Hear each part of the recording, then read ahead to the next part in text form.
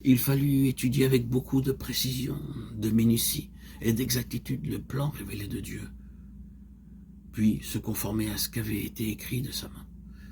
C'est par un écrit de sa main, dit David, que l'Éternel m'a donné l'intelligence de tout cela, de tous les ouvrages de ce modèle. 1 Chroniques 28, 19. De cette façon, les pierres de taille purent être magnifiquement préparées dans leur dimension parfaite avant de pouvoir être introduites dans l'édifice. Lorsque l'on se rendait sur le lieu du chantier, on n'entendait aucun bruit de marteau, de hache ou d'instrument de fer.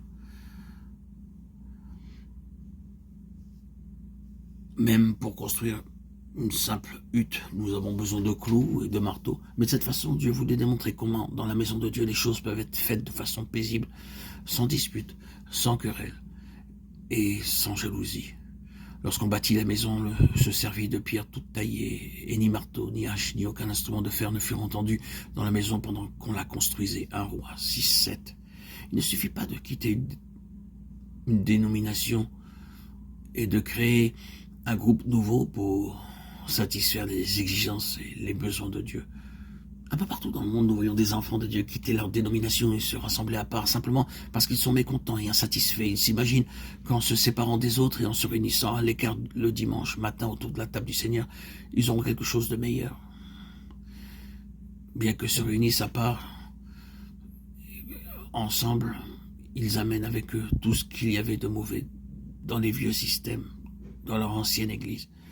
C'est aussi pourquoi nous constatons au milieu d'eux un esprit d'orgueil, de jalousie et de querelle. Il n'y a pas de réelle joie ni de réel vide dans leur rassemblement et beaucoup agissent par ambition, pour avoir de l'autorité et du pouvoir. Certains ont quitté leur dénomination parce que leur pasteur ne leur plaisait pas. D'autres l'ont fait parce qu'ils n'avaient pas été élus anciens dans leur assemblée. D'autres sont partis parce que certains messages leur ont déplu. D'autres se sont séparés parce qu'ils ne s'étaient jamais mis d'accord avec les autres. D'autres sont sortis parce qu'ils ne voulaient pas vivre une vie de séparation, une vie de sanctification. D'autres encore l'ont fait parce qu'il y avait de l'animosité, de la haine et des choses semblables dans leur cœur. C'est pour cela qu'il n'y a pas de paix dans leur nouveau rassemblement.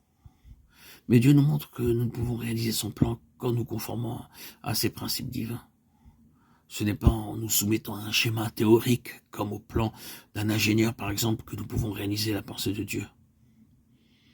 Il nous faut obéir et suivre Dieu pas à pas pour réaliser son dessein.